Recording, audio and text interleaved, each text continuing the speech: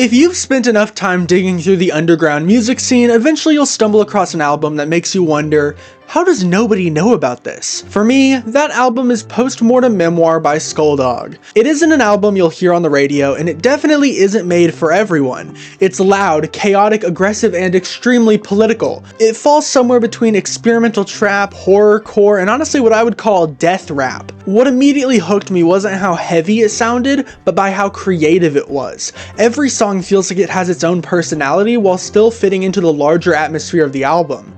The production is also genuinely incredible. SKULLDOG clearly isn't interested in making generic rap music. What really elevates Postmortem Memoir for me is the writing. Whether you agree with every opinion expressed or not, there is genuine passion behind these songs. Throughout the album, SKULLDOG tackles subjects like political corruption, economic inequality, loyalty, prejudice, fascism, abuse, and identity. A lot of music today intentionally stays vague or avoids difficult topics altogether, but this album runs directly toward them. That's something I respect tremendously because music has always been one of humanity's strongest forms of protest. From punk rock to rap, some of the greatest artists in history have used music to criticize governments, expose injustice, defend marginalized communities, and challenge society. Whether it's speaking out against hatred towards LGBTQ+ people, condemning child abuse, criticizing the wealthy for exploiting others, or celebrating loyalty between friends, this album constantly reminds you that music can make a statement. Another thing I absolutely love about this project is its collaborations.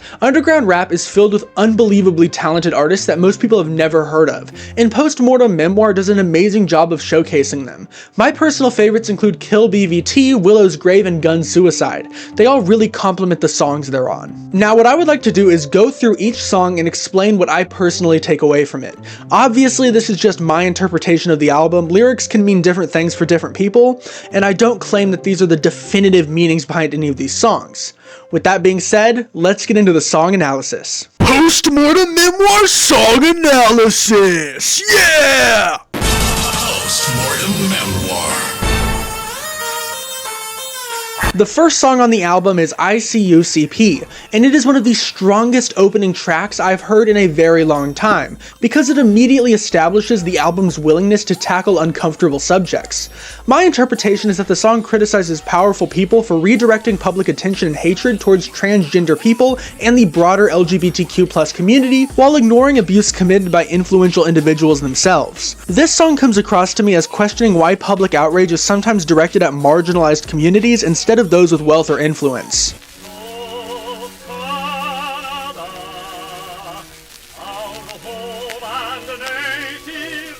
No, hang on, give me a minute.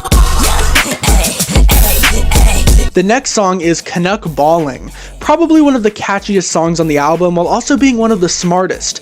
It samples the Canadian national anthem, not just because it sounds cool, but because it actually reinforces the song's themes. The lyrics come across as deeply anti-authoritarian, rejecting blind patriotism altogether. I interpret this song as saying that no government deserves unquestioning support and that every government is corrupt or oppressive, which is a very true statement in today's day and age.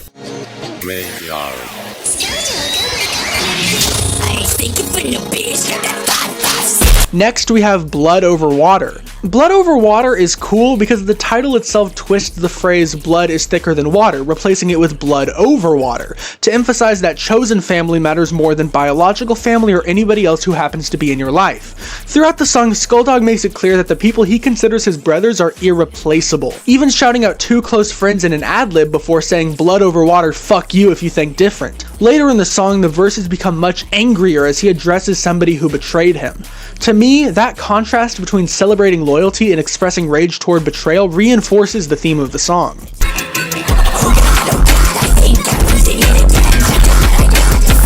Next up is Numbing Agent, which feels like one of the album's most introspective moments. My interpretation is that the song explores emotional detachment and the desire to become numb in response to the pain, trauma, and overwhelming negativity of the world. Rather than processing those emotions directly, the numbing agent becomes a metaphor for anything people use to dull what they're feeling, such as drugs in this case.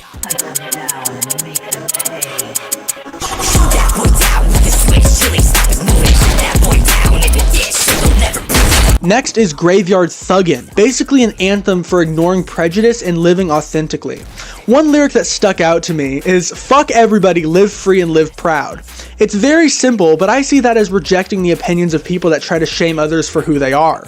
This song feels like a negative response to discrimination, bigotry, and constant judgment from society. Considering the broader themes across the album, it fits perfectly alongside the support for marginalized communities.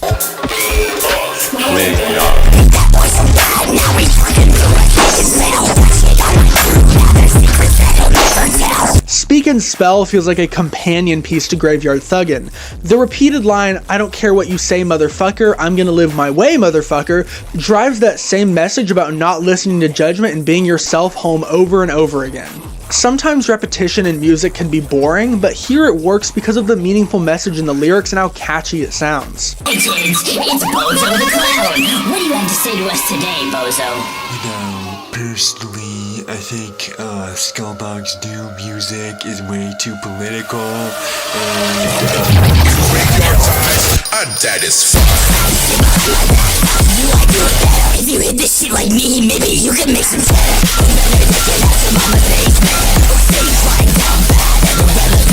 I Do It Better is one of the album's strangest concepts while also making a legitimate point.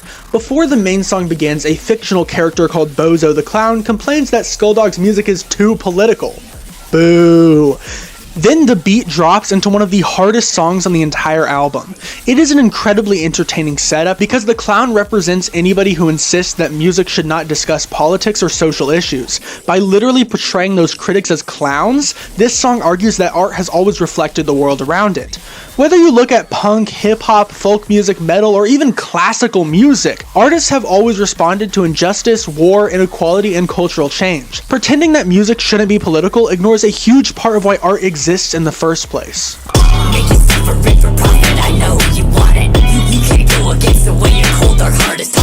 Parasitic Sycophant, one of my favorites, is probably the album's strongest critique of wealth and power. One of the lyrics says, "You can't go against the way your cold dark heart is talking," which I interpret as suggesting that greed fundamentally changes people. The song repeatedly references people profiting off of the suffering of others, painting a picture of individuals whose desire for money eventually overrides empathy or morality. Rather than simply criticizing rich people for existing, I think this song is aimed at corruption itself, people who prioritize profit over human lives. Whether that's companies exploiting workers, politicians serving wealthy donors, or anybody who sacrifices ethics for personal gain.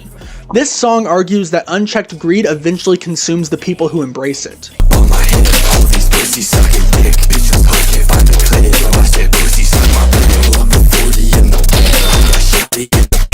Ill-Fated Meeting is an interesting song because on the surface it almost sounds like a traditional horrorcore song. There are references to money, weapons, violence, and imagery that seems designed to build an intimidating persona. But looking deeper, I think the song can be read as a social commentary. Modern culture often celebrates wealth, status, dominance, and power above kindness, integrity, and compassion. Through exaggerated imagery, this song might be highlighting how warped society's priorities have become.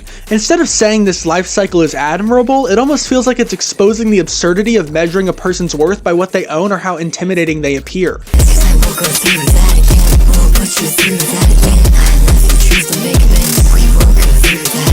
Love in the Rotting Mind is a lot more emotional than most of the album. Rather than focusing on politics or society, it feels more internal. My interpretation is that it's about how love becomes distorted through deteriorating mental health. Even when somebody wants genuine connection, their own mind becomes the thing preventing it.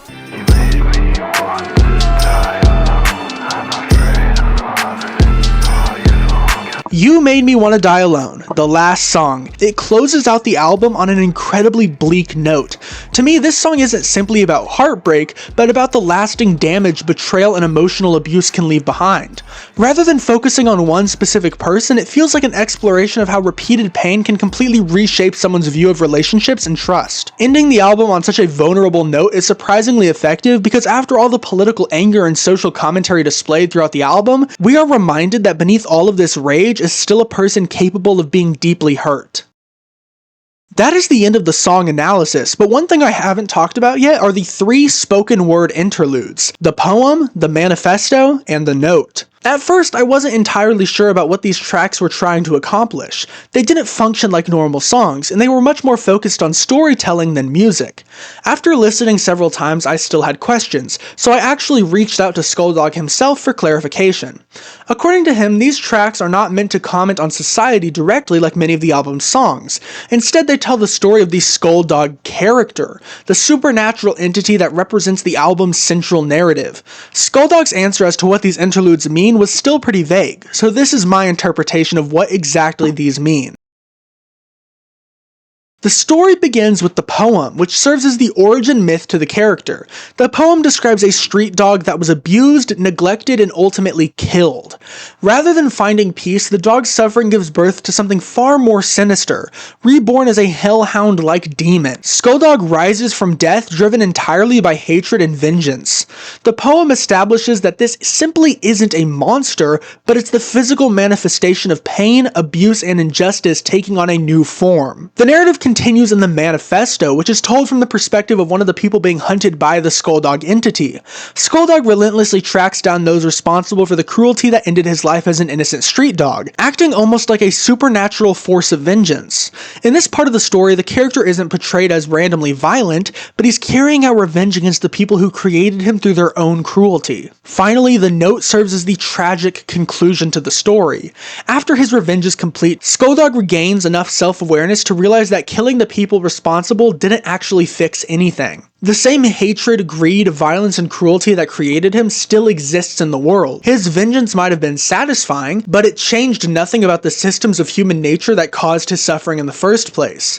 Accepting that reality, he chooses to end his own existence and return to hell, where he remains until another act of terrible injustice creates a new host for his spirit. The cycle will then begin again. Another innocent victim suffers, another SKULLDOG is born, and the pursuit of revenge starts over. I think this story is a really clever way to frame the album because it transforms SKULLDOG from just an artist name into an ongoing symbol of how hatred and cruelty creates more hatred and cruelty, repeating in an endless cycle. Overall, Postmortem Memoir is one of the most creative albums I've ever heard. It combines experimental production, memorable lyrics, horror-inspired aesthetics, meaningful political and social commentary, and surprisingly emotional songwriting into one cohesive project. If you're tired of mainstream music sounding exactly the same and you're looking for something a little bit darker, more experimental, and genuinely thought-provoking, I cannot recommend Postmortem Memoir enough. It is easily one of my favorite albums of all time. Thank you so much for watching, and thank you SKULLDOG for making a beautiful 10 out of 10 album.